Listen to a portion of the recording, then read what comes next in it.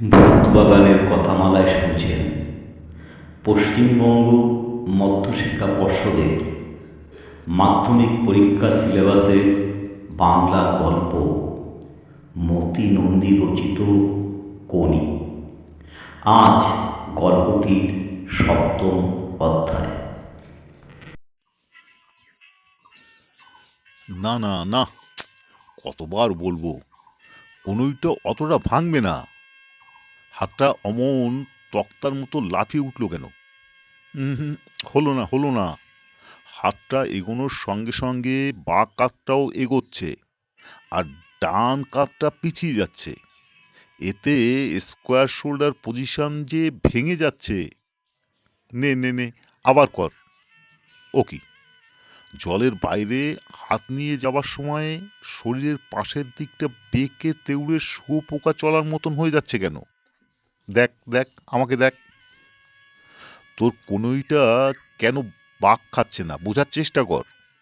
এইভাবে, এই এই রকম। আর হাতের আঙুল জল টানবার সময় ফাঁকা রাখবি না। জলের উপর থাবড়ে থাবড়ে হাত ফেলছিস, ওভাবে না, পরিষ্কারভাবে শোধ করে ঢুকে যাবে। আর আগে আঙুল, তারপর কবজি থেকে পুরো হাতটা। আর নিঃশ্বাস নেওয়াটা ভালো করে বুঝে শুনে নে। যদি ডান দিকে মাথা ঘুরিয়ে নিঃশ্বাস নিস, তাহলে বাঁ হাতের কবজি যখন জলে ঢুকছে তখন মাথা ঘোরাবি। মাথা নিচু রাখার জন্য থুতনিটা বুকের দিকে একটু টেনে রাখবি। মাথার লাইন ও এধারে ওধারে হবে না। আর ডান হাতটা যখন উঠবে, তার তলা দিয়ে উকি দেবে হাঁ করে নিঃশ্বাস নিতে। আর ডান হাত যেই জলে ঢুকছে সেই সঙ্গে তোর মুখও আবার জলে ডুবছে। যা আবার কর। 2 সপ্তাহ হয়ে গেল, এখনো একটা জিনিস ঠিক মতন করতে পারলি না। জলের ধারে সিমেন্ট বাঁধানো সরু পাড়ে দাঁড়িয়ে ক্ষিতীশ সমানে বকবক করে চলেছে। কোনি পাড়ের ধারে খানিকটা সাতটায় আর থেমে ওর দিকে তাকায়। সকাল 6:30 থেকে এই ব্যাপার চলছে। এখন 8:30। আর পাচ্ছি না কিদ্দা। কেন? বলেছিলে দুদিনেই সুহাসের মতো স্ট্রোক শিখে নিবি। 2 দিন ছেড়ে তো 17 দিন হয়ে গেল। জলের মধ্যে দাঁড় সাঁতার কাটতে কাটতে কোনি চাপা রাগ নিয়ে বলল, করছি তো আমি, আপনি খালি বলছেন হচ্ছে না বলেই যাচ্ছেন। না হলে কি বলবো? হচ্ছে? হচ্ছেই তো। কিচ্ছু হয়নি। যা বলছি, যা আবার কর। আবার ভাল লাগে না। কোনি পাড়ের দিকে এগিয়ে এলো। ক্ষিতীশ কি করবে ভেবে না পেয়ে বলল, স্ট্রোক শিখলে কিন্তু নাইলন কস্টিউম কিনে দেবো। দরকার নেই আমার। বাঁধানো পাড়ে 2 হাতে ভর করে কোনি জল থেকে উঠে এলো। ক্ষিতীশ বুঝতে পেরেছে ওকে খাটাতে হলে জবরদস্তিতে কাজ হবে না। কিছু একটা প্রাপ্তিযোগ না থাকলে ওকে উৎসাহিত করা যাবে না। উঠে পড়লি যে, খিদে পেয়েছে? কোনি কথা বলল না, এগিয়ে গেল রেলিংয়ের গেট লক্ষ্য করে। খিদে তো পাবেই। ভাবছি 2টো ডিম, 2টো কলা আর 2টো টোস্টের ব্যবস্থা করলে কেমন হয়? কোনি দাঁড়িয়ে পড়েছে। ক্ষিতীশ মনে মনে হিসাব করে দেখল, প্রায় 1 টাকার ধাক্কা। 5 থেকে। ক্ষিতীশ ঘাড় নাড়ল। কোনি কি যেন ভেবে নিয়ে বলল, আমি কিন্তু বাড়িতে নিয়ে গিয়ে খাবো। ক্ষিতীশ একটু কৌতূহলী হয়ে বলল, বাড়িতে কেন? এমনি, বাইরে আমি খাবো না। তাহলে আরো 1 ঘন্টা জলে থাকতে হবে। ক্ষিতীশ কথাটা বলেই মনে মনে ব্যথিত হলো। লোভ দেখিয়ে ক্ষুধায় অবসন্ন কোনিকে আরো পরিশ্রম করানো অমানুষিক কাজ হবে। কিন্তু সঙ্গে সঙ্গে তার মনে হলো সাধ্যের বাইরে গিয়ে নিজেকে ঠেলে নিয়ে যেতে হবেই, নয়তো কিছুতেই সাধ্যটাকে বাড়ানো যাবে না। খাটুক, আরো খাটুক, যন্ত্রণায় ঝিমঝিম করবে শরীর, টলবে, লুটিয়ে পড়তে চাইবে। যন্ত্রণা পাঁচিলের সামনে, আর তখন জেনে শুনেই চ্যালেঞ্জ দিতে হবে ওই পাঁচিলটাকে। এজন্য চরিত্র চাই, গোয়ার রোগ চাই। নাম নাম, দাঁড়িয়ে আছিস কেন? 2টো ডিম, 2টো কলা আর 2টো মাখন টোস্ট। যন্ত্রণা কি জিনিস সেটা শেখ। যন্ত্রণার সঙ্গে পরিচয় না হলে, তাকে ব্যবহার করতে না শিখলে, লড়াই করে তাকে হারাতে না পারলে কোনো দিন তুই উঠতে পারবি না। ঠিক আছে, কোনোই অতটা উঠবে না, মুখ ডুবিয়ে। রেলিংয়ে হেলান দিয়ে দাঁড়িয়ে ক্ষিতীশ মনে মনে কনির সঙ্গে কথা বলে যাচ্ছে, আর মাঝে মাঝে চিৎকার করে উঠছে। কমলদিঘিতে এখন সাঁতার কাটছে একমাত্র কনি। মাঝখানের চওড়া ঘাটে 3-4 জন বাইরের লোক স্নান করছে। বাসন ধুচ্ছে একটি স্ত্রীলোক। জুপিটার এবং অ্যাপেলোর নম্বর খোলা স্টার্টিং প্ল্যাটফর্মগুলো পাশাপাশি প্রায় 50 মিটার ব্যবধানে। সেগুলো এখন জনশূন্য। শুধু জুপিটারের স্প্রিং বোর্ড থেকে ঝাঁপ দিয়ে যাচ্ছে গোটা চারেক উটকো বাচ্চা ছেলে। জুপিটারের ক্লাবের বারান্দায় বেঞ্চে বসে দুটি লোক তেলে ভাজা খেতে খেতে গল্প করছে আর হাসাহাসি করছে ক্ষিতীশের দিকে তাকিয়ে। অ্যাপোলো ক্লাবের ভিতর থেকে বেরিয়ে এলো অমিয়া আর বেলা। কনির সাঁতার দেখতে তারা রেলিংয়ের ধারে দাঁড়ায়। অমিয়া দিন 7 পর আজ জলে নেমেছিল। কলেজের পরীক্ষার জন্য সে ব্যস্ত। অমিয়া না থাকলে বেলা নাকি ট্রেনিংয়ে জুত পায় না। দুজনে আজ 8 মাইল করে সাঁতরেছে। কে রে মেয়েটা? অমিয়া জিজ্ঞাসা করল। খিদ্দার আবিষ্কার। বেলা চোখ পাকিয়ে বলল, শুনিসনি হরিচরণদা কি বলেছিল সেদিন? খিদ্দা নাকি প্রতিজ্ঞা করেছে জুপিটারকে ডাউন দেবে ওই মেয়েটাকে দিয়ে। সে কি রে, ও তো এখনো হাতে টান দিতেই শেখেনি। সামনের বছর আমি কিন্তু জুপিটারেই ফিরে যাব। যেখানে খিদ্দা আছে সেখানে আমি নেই। 5 জনের সামনে ট্যাকাস ট্যাকাস করে কথা শোনাবে, ও আমার সহ্য হয় না। তাহলে আমিও যাব। দুজনে আর একবার কনির দিকে তাকিয়ে হাঁটতে শুরু করলো। তখন অমিয়া হেসে বলল, কম্পিটিশনে পড়লে মেয়েটা তো আমার পা ধোয়া জল খাবে।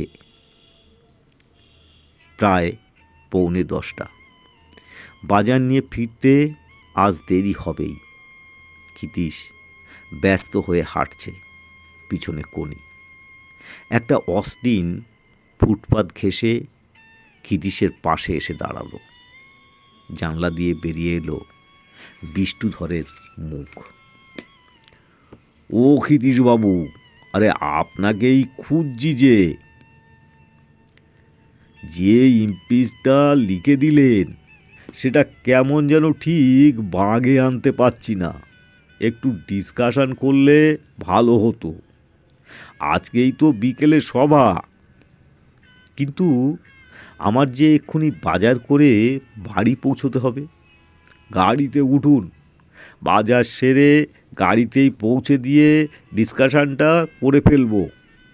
বিষ্ণুধর মোটরের দরজা খুলে দিল। ব্যস্ত হয়ে ক্ষিতীশ গাড়িতে উঠছে, তখন জামায় টান পড়ল। খাবারের কি হবে? ও, তোর ডিম কলা। ক্ষিতীশ বিব্রত হয়ে কি বলবে ভেবে পেল না। আমাকে বরং পয়সাটা দিয়ে দিন, কিনে খাবো। কথা না বলে ক্ষিতীশ পকেট থেকে একটা টাকা বার করে কনির হাতে দিয়ে বলল,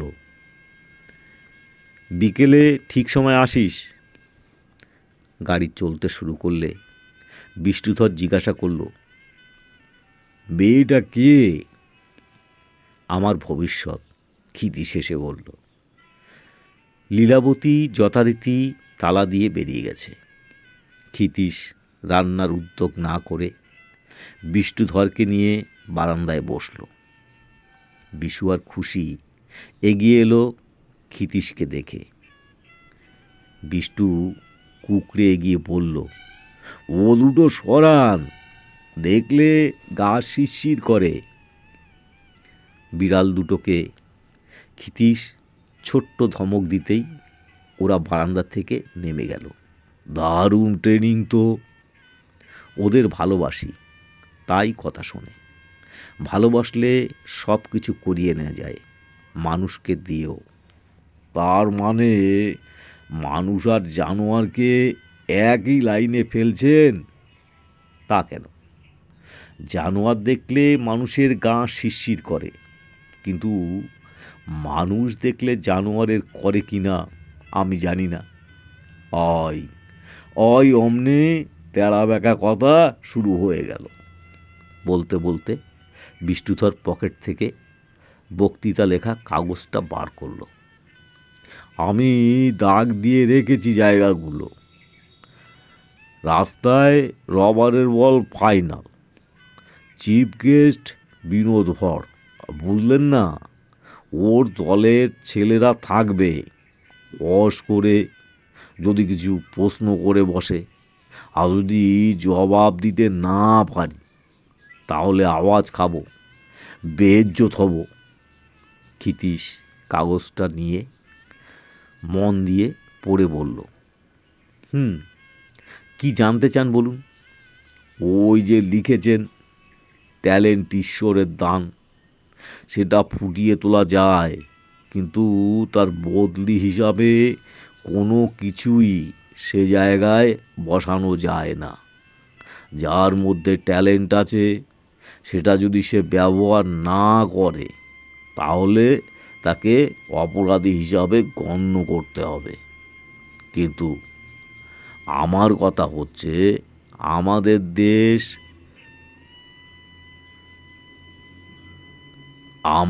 দেশে বহু ট্যালেন্টওয়ালা লোক আছে, যারা শুধু খাওয়া পড়ার ধান্দাতেই হন্যে হয়ে ঘুরে বেড়াচ্ছে। সব আগে মানুষের দরকার বেঁচে থাকা, এটা তো মানেন? ক্ষিতীশ ঘাড় নাড়ল। রাশিয়ায় বড় বড় খেলোয়াড়দের খাওয়া পড়ার চিন্তা করতে হয় না। গভর্নমেন্ট তাদের গুরুত্ব স্বীকার করে, স্টেটই তাদের সব কিছু দেয়। সেই রকম আমাদের দেশেও গভর্নমেন্টকে দেখা উচিত, যাতে প্লেয়াররা খাওয়া পড়ার চিন্তা থেকে মুক্ত থাকতে পারে। এসব কথা একটু বলা দরকার, বুঝলেন না?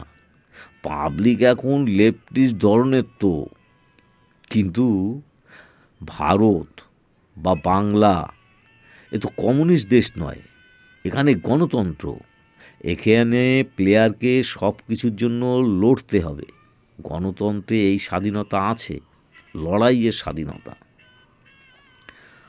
আপনি কি সব কিছুরই মানে এই খাওয়া পড়ার জন্য এই জানোয়ারের মতো কামড়াকামড়ি করে বাঁচতে চান?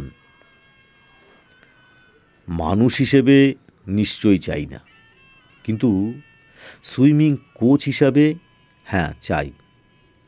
আরামের সব জিনিস পাওয়া যায় না, বুঝলেন?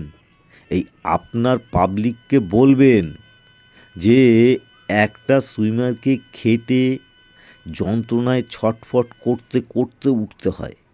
পড়ুন, লেখাটা পড়ুন তো।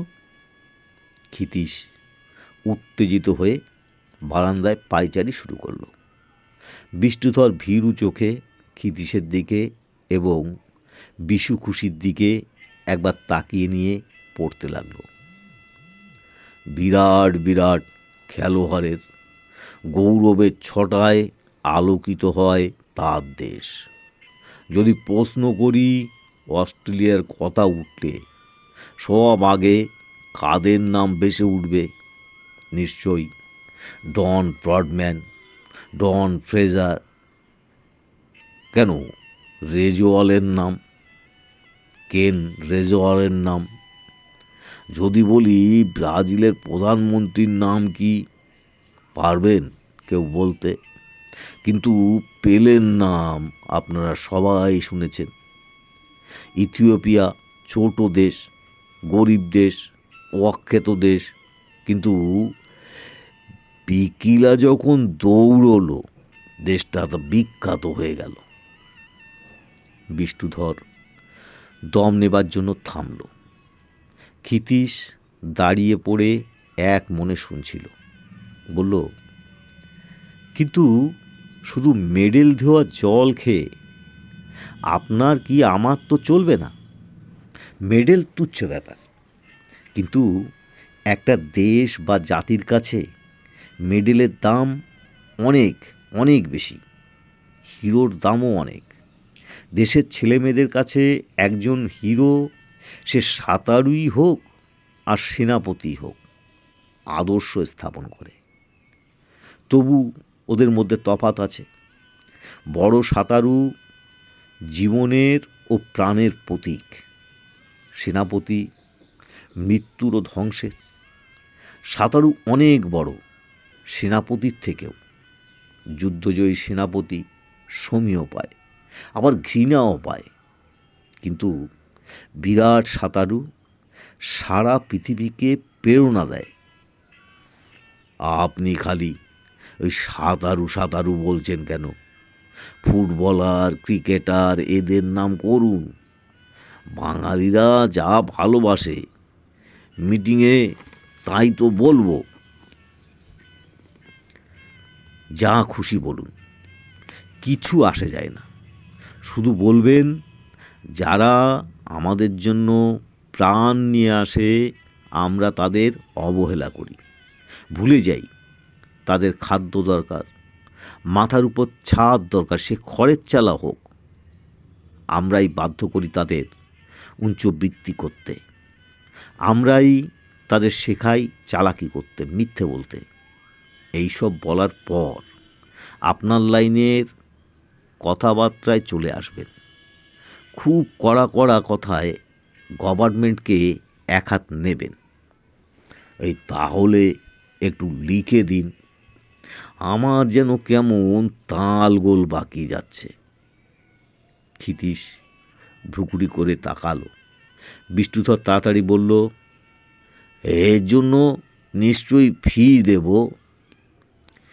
ফি চাই না, একটা চাকরি চাই, যে কোনো চাকরি, অন্তত 100 টাকার চাকরি। বিষ্ণুধর অবাক হয়ে তাকিয়ে বলল, কোথায় পাবো? আপনার তো ব্যবসা আছে, আমার এখন নিয়মিত টাকার দরকার। এইভাবে বক্তৃতা তো সারা জীবন লেখা যাবে না। আচ্ছা, আমি দেখবক্ষণ। আধ ঘন্টার মধ্যেই ক্ষিতীশ লিখে দিল। বিষ্ণুধর চলে যাবার পর রান্না চাপিয়ে দিল। উঠোনের দেওয়ালে গাঁথা বড় হুকে রাবারের দুটো দড়ি প্রান্তে আটকে বাঁধার কাজে লেগে পড়ল। রাবার দুটোর অপর প্রান্তে দুটো হাতল। এই রাবার পুলি টেনে ব্যায়াম করবি কোনি। কাজটা শেষ করে সে ছোট পাশ বালিশের মতো চটের থলে 10 বালি দিয়ে ভরতে শুরু করলো। ফ্রি হ্যান্ড ব্যায়ামের সময় ওই ওজন ঘাড়ি নিয়ে কনিকে ব্যায়াম করতে হবে। লীলাবতী বাড়িতে ঢুকে ক্ষিতীশের কাজ দেখে অবাক হয়ে বলল, এগুলো আবার যে বার করলে, ব্যাপার কি? কোনি কোনিকে? একটা মেয়ে, ওকে তৈরি করব। মেয়েটার মধ্যে জিনিস আছে, একেবারে আকাড়া মাটি। গড়তে পারলে দারুণ সুইমার হবে, তোমাকে এনে দেখাবো, ভীষণ গরিব। লীলাবতী ঘরে ঢুকে গেল। ক্ষিতীশ ঘরের দরজার কাছে দাঁড়িয়ে বলল, ভীষণ গরিব, খেতে পায় না, ভাবছি এখানেই ওর খাওয়ার ব্যবস্থা করব। ঘরের মধ্যে থেকে লীলাবতীর শুকনো কঠিন স্বর ভেসে হলো, ঘরটা নেওয়াই ঠিক করলাম। ওরা রাজি হয়েছে 5,000 টাকা সেলামিতে। এখন টেনে টুনে চলতে হবে, বাজে খরচ একদম বন্ধ। ক্ষিতীশ আর কথা বাড়ালো না। বিকেলে অ্যাপোলোয় গিয়ে দেখলো কনি আসেনি। পরদিন সকালে কনি এলো আধ ঘন্টা দেরিতে। ক্ষিতীশ রেগে তাকে কিছু একটা বলতে যাচ্ছিল, তার আগেই কনি বলল, খাবারের বদলে বরং আমাকে রোজ একটা করে টাকা দেবেন। ক্ষিতীশের রাগটা মুহূর্তে অবাক হয়ে গেল। তার মানে রোজ একটা করে টাকা দিতে হবে আমাকে তুই সাঁতার শিখবি বলে? এটা কি আমার পিতৃদায়? অত খাটাবেন আর খেতে দেবেন না। কনির মুখের দিকে কিছুক্ষণ তাকিয়ে থেকে ক্ষিতীশ হেসে ফেলল। কনিও হাসল। দুজনের মধ্যে নিঃশব্দে যেন একটু বোঝাপড়া হয়ে গেল।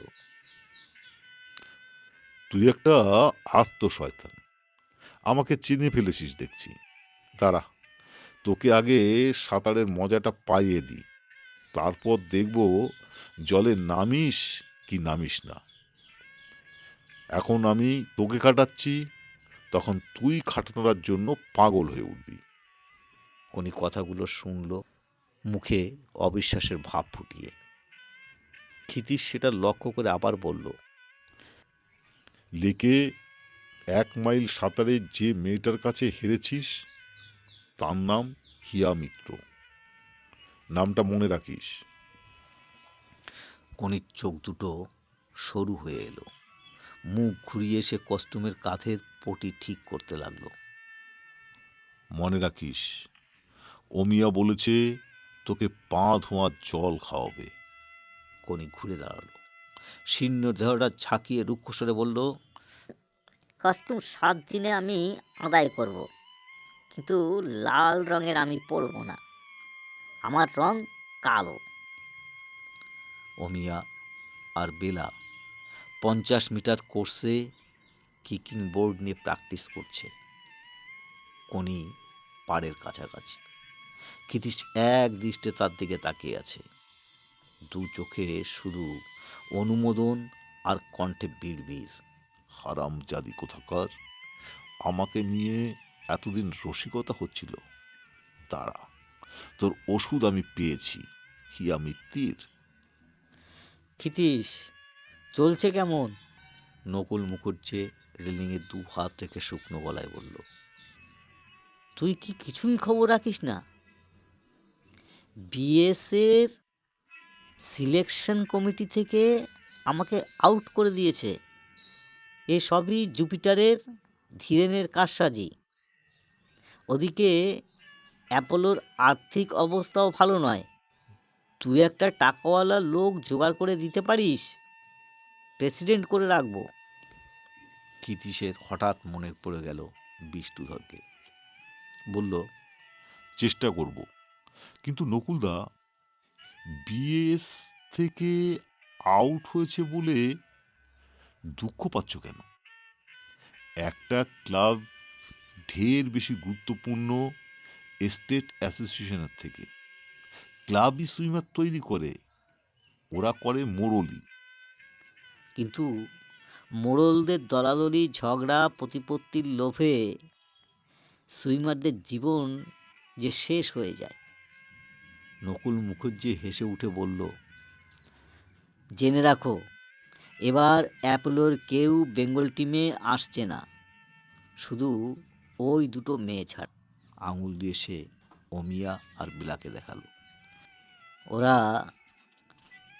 জেনে রাখো, সামনের বছরই জুপিটারে ফিরে যাচ্ছে। নকুল মুখুজ্জে চলে যাওয়ার পর ক্ষিতীশ আবার কনির দিকে মন দিল।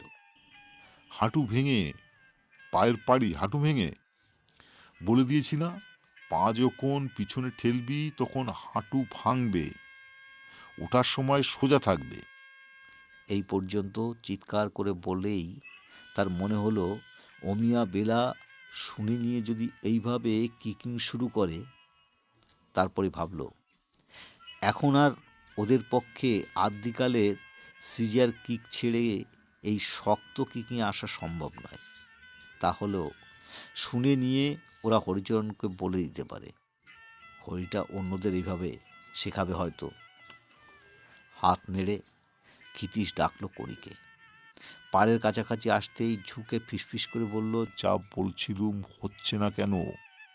গোড়ালিটা টান টান থাকবে, এইরকম পিছন দিকে টান করে ঠেলে রাখবি। আর কিক করার সময় যতটা না নিচের দিকে, তার থেকে পিছনের দিকে পায়ের ধাক্কাটা বেশি দিতে হবে। এইভাবে শোল্ডার সাঁতার কেটে 4টে গোল জিতেছে টোকিওর। আবার কর, 6 ফিট, 1 চক্কর হাত পাড়ি, আর সেই সঙ্গে 6টা করে পা মারবি। যা যা করে যা। ট্রেনিং শেষে ফেরার পথে ক্ষিতীশ জিজ্ঞাসা করলো, তোর দাদার খবর কি রে? আসতে বলিস একদিন, দেখে যাক কেমন তুই শিখছিস। কোনি জবাব দিল না। ক্ষিতীশ লক্ষ্য করলো ওর মুখটা কেমন যেন করুণ আর গম্ভীর হয়ে উঠল। দাদার অসুখ হয়েছে, 2 দিন কাজে যায়নি। তাহলে তো দেখতে যেতে হয়। আচ্ছা, পরে একদিন দেখতে যাব। আর শোন, আজ বিকেলে তোর ওজনটা নেব। এবার থেকে এক্সারসাইজ শুরু করতে হবে, খাওয়াও বাড়াতে হবে। ট্রেনিং চার্ট, ডায়েট চার্ট আমি তৈরি করেছি। ভিটামিন কি কি লাগবে সেটা ডাক্তারের সঙ্গে কথা বলে ঠিক করব। হিমোগ্লোবিন লেভেল যদি পারি তো টেস্ট করব। ক্ষিতীশ কথা বলতে বলতে বাজারের কাছে এসে দাঁড়ালো। একটা টাকা কনির হাতে দিয়ে বাজারের দিকে এগোচ্ছে। কনি ডাকলো, কিদ্দা, আর 2 টাকা দেবেন? তাহলে 2 দিন আর আমায় দিতে হবে না। টাকা? কিসের জন্য? ভুরু কুঞ্চিত হলো ক্ষিতীশের। চাল কিনবো, দাদা তো কাজে যেতে পারছে না। কনি চুপ করে গিয়ে মুখটা ঘুরিয়ে রইল। প্রশ্ন না করে ক্ষিতীশ আরও 2টি টাকা দিল এবং সঙ্গে সঙ্গে বুঝেও গেল প্রতিদিন ডিম কলা খাওয়ার জন্য যে টাকা দিয়েছে সেটা কিসে ব্যয় হয়। ঘণ্টাখানেক পর ক্ষিতীশ হাজির হলো কনিদের ঘরের দরজায়। তক্তপোষ, ময়লা ছেঁড়া কাঁথার উপর কমল শুয়ে, এক দৃষ্টে জানলার বাইরের দিকে তাকিয়ে। সব ছোট ভাইটা আর মা উনুনে ফুটন্ত ভাতের হাঁড়ির সামনে বসে। ঘরে আর কেউ নেই। ক্ষিতীশ গলা খাকারি দিতে কমল তাকালো, অবাক হলো এবং উঠে বসতে গিয়ে দুর্বলতার জন্য টলে পড়ল। আসুন আসুন, একটু আগেই কোনি বলছিল আপনি একদিন আসবেন, কি আর দেখবেন আমায়। কমল চট করে তার মায়ের দিকে তাকিয়ে গলা নামিয়ে বলল, দেখার আর কিচ্ছু নেই, আমি ফিনিশ হয়েই গেছি। ক্ষিতীশ তক্তপোষের ধার ঘেঁষে বসল। কি হয়েছে? ইনফ্লুয়েঞ্জা? মজা পাওয়ার ভঙ্গিতে হেসে কমল মাথা দিয়ে বলল, হ্যাঁ, আপনি কিন্তু বেশিক্ষণ বসবেন না, ছোঁয়াচে রোগটা। ওষুধ খাচ্ছ?